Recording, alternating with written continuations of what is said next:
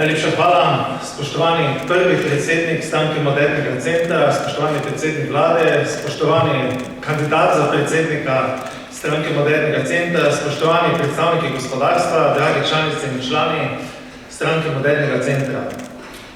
V tem prelepem, lahko bi rekel, poznopoletnem, sobotnem dnevu bi rad govoril o nečem pozitivnem. Rad bi vam predstavil nekaj, kar je marsikdaj prikrito očem javnosti.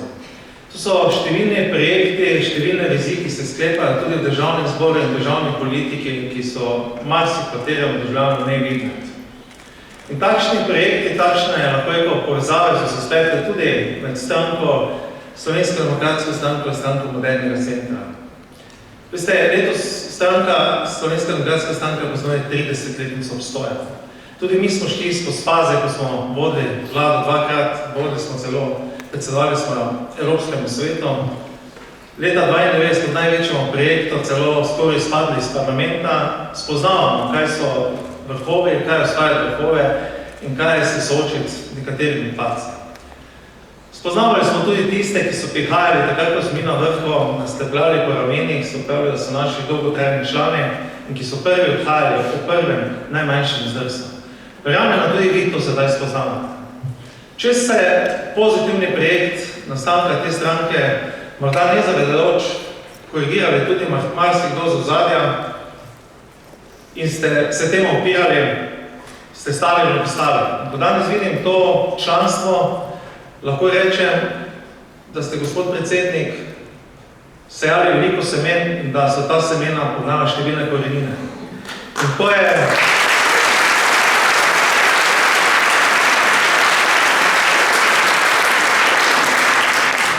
je tisto, kar dela stranko stabilno, to je tisto, kar dela stranko avtonomno, to je tisto, kar dela stranko kot stranko resne demokratične države, kot je nekoč, ali pred časom rekla moja kolegica Maša, to je tisto, kar ustvarja pravo demokracijo.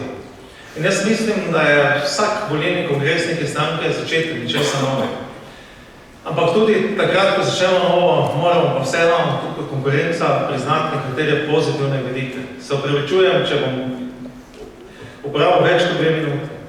Poglejte proces digitalizacije, proces, kjer je stranka opozorila na tehnološke procese 4. industrijske revolucije, uvedbo tehnologij, kot so nanotehnologije, bionika, mehatronika, pametna mesta, umetna inteligenca, razvoj pametnih vasi in vseh ostalih tehnologij skupaj z blockchainom, ki je predstavljal predsednik vaše stranke tudi v Davosu na ekonomskem svetovnem forumu, skupaj s takratnim državnim sekretarjem gospodom Slapnikom, je kazala neko novo ambicijo te države. Morda nezavedajoče, morda tudi, lahko rečem, neki novi cilj slovenstva. V stranki Slovenske demokratske stranke torej se zavedamo, da je pred nami končanje tranzicijske pubertete. Začetek nečesa novega. Začetek, ko bomo skupaj iskali lahko morda najbolj pomemben cilj po slovenski osamosvojitvi. Cilj slovenskega preboja v okviru 4. industrijske revolucije, kjer se karte mešajo na novo. Cilj, kjer bodo naši izdelki in storitev premeniteni z visoko dodano vrednosti. Cilj, kjer bomo končno spoznali, da so ravno ti izdelki in storitve visoke dodane vrednosti največja garancija za odporno gospodarstvo pred vsakišnjimi krizami, najboljša socialna politika te države in nenazadnje najboljša pokojninska reforma te države.